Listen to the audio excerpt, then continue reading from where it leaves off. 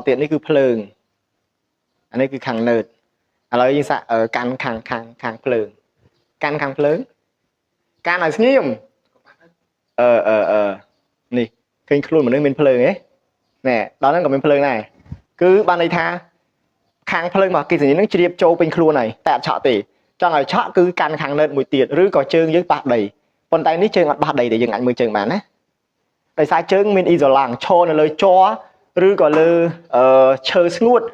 bởi chơi lơ ắt lơ cả đấu cứ chạy hình phơi cái này đó đại chính mình chẳng cứ chợ tỷ đại xa tha dưỡng pho xong phần xe bảo dưỡng process mà bận tục mùi nứng chỉ điệp châu từ trong thiệt muối mình miên thiệp từ nâng mùi tiết cứ vì ắt miên pho xong phần xe tỷ chẳng cứ ắt chợ tỷ một phút ắt lư tỷ bây đừng phun một hộp chứ đại miên đặc sải pha châu từ ở mình bọn bên nơi cứ ắt chợ tỷ chẳng phải thôi cả bởi những căn đặc sải muối cọt chợ này và chuyện nó video này mình men sầm đạp ở những cái ăn vọt tam thế còn tại chỉ ca pi sau ở những đăng thả tá pho xong phần xe nó ăn này thảm mạch mình men làm rồi thảo dân phơi tàn thế na bây dân to men tên thôi chứ đấy đại khát trời tay bật phượng tôi rồi thông gọt đời phổiอย่างนี้sai phần năng dân nghi mơ phần đấy không cả tháng sai nhảy nhảy chởn sần nôm chởn sai đang mau bị nà tì dân ai đang bảo bạ cầm nát ca chả lắm to chai máu ai cột nát đó chỉ vượt chẳng ní con tại chí ca bị sao ở mấy khơi tha tá pho xong phần sáng vi dạng mạch mình men làm rồi ở dân to phượng ngặt bật ở đây thế na anh ấy khỏi chí mày đến ụ thì họ dân mơ từng ác nàyការពិសោធន៍មិញដូចរូបភាពវីដេអូនេះអញ្ចឹងគឺចាប់មួយទុំនៅលើខ្សែភ្លើងមានឆ្ងល់ទេហេតុអីបានទុំទៅអត់ឆក់អ្នកខ្លះថាវាតូចពេកអ្នកខ្លះថាជើងវានឹងមានអ៊ីសូឡង់តែការពិតមិនមែនទេ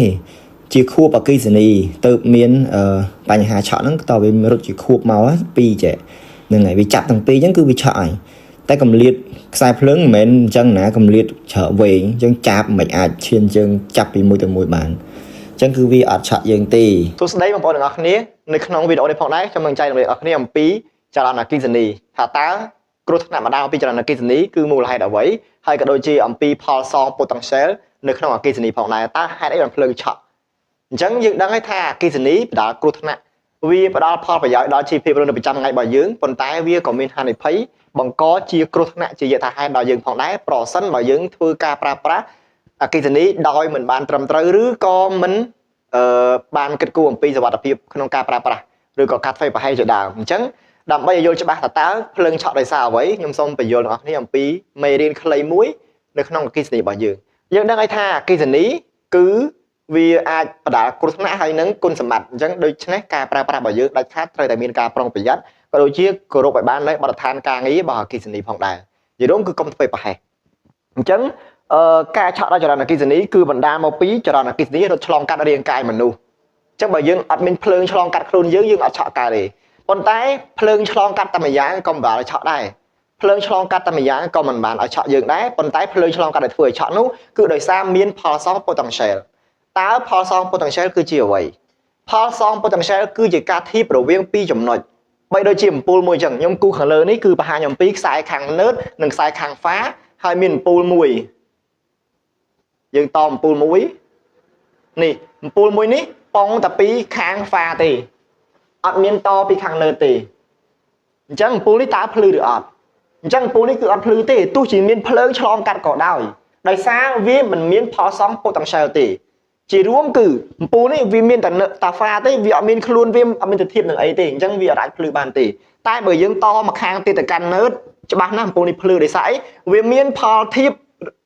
ផលសង potential មួយនៅក្នុងអំពូលនេះគឺ pha រត់ចូលដល់នេះ node រត់មកត្រឹមហ្នឹងជាជុំអញ្ចឹងទៅក៏វាមានផលសងកន្លែងហ្នឹងអញ្ចឹងអំពូលនេះក៏ភ្លឺប្រៀបធៀបនឹងមនុស្សយើងបើយើងកាន់តែខាង pha មួយឬក៏កាន់តែខាង node មួយកាន់ហ្នឹងសម្ដៅតែលើយើងកាន់ឲ្យផ្ទាល់ឬក៏ច្រឡំទៅប៉ះក៏វាមិនមានការឆក់ដែរលើកលែងតែយើងទៅប៉ះទាំងពីរក្នុងពេលតែមួយឬក៏ដៃយើងនេះ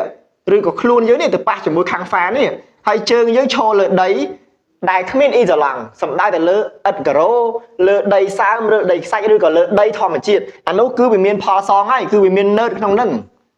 0 អូមឬក៏ប៉ុន្មានអូម node ហ្នឹងណាអញ្ចឹងនេះយើងធៀបកន្លែងនេះមាន pha ចូលមាន node ពីដីទៅគឺយើងឆក់ហើយតែបើខ្លួនយើងមិនមានធៀបនឹងអ្វីទេគឺមិនឆក់ទេឧទាហរណ៍ដូចសត្វពស់មួយដែលវាលើខ្សែភ្លើងហ្នឹងអញ្ចឹង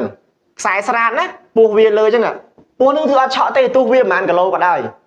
លើកលែតាំងចង់ធំឯណាបើតាំងចង់ធម្មតានោះគឺអត់អីទេអញ្ចឹងនៅពេលដែលវាអញ្ចឹងអត់ឆក់ទេប៉ុន្តែនៅពេលដែលក្បាលវាទៅទុំខ្សែមួយទៀតពោះនេះគឺផ្ទុះហើយឆក់ហើយ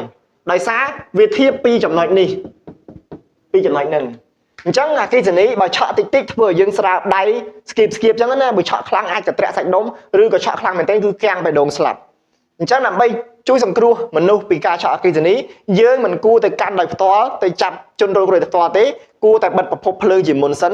ឬក៏បើយើងមិនដឹងប្រភពនៅកន្លែងណាទេជួយមនុស្សដោយការប្រើខ្សែឬក៏ក្រណាត់អីតាក់ជនរងគ្រោះចេញពីកន្លែងឆក់មិនគួរទៅប៉ះផ្ទាល់ទេដោយសារអីតែកាលណាប៉ះទៅវាមានផលធៀបតគ្នាចឹងមកធ្វើឲ្យឆក់តគ្នាដូចគ្នាដែរអញ្ចឹងកន្លែងនេះចង់បញ្ជាក់ថាបើយើងកាន់តែខ្សែមួយខាងឬក៏ប៉ះតែខ្សែមួយខាងគឺមិនឆក់ទេតតែប៉ះទាំងពីរទោះប៉ះខាងហ្វាក៏ដោយខាងលើក៏ដោយគឺមិនឆក់ទេតតែប៉ះទាំងពីរឬក៏បើយើងប៉ះតែខាងហ្វាហើយជើងយើងឬខ្លួនយើងឬដៃយើងទៅប៉ះលើអញ្ចាំងការ៉ូលើឥដ្ឋលើដីលើដីធម្មជាតិណាមួយដែលមានសំណើមនោះយើងនឹងឆក់ដែរដោយសារអីអាពួកដីទាំងអស់ហ្នឹងវាក៏ជា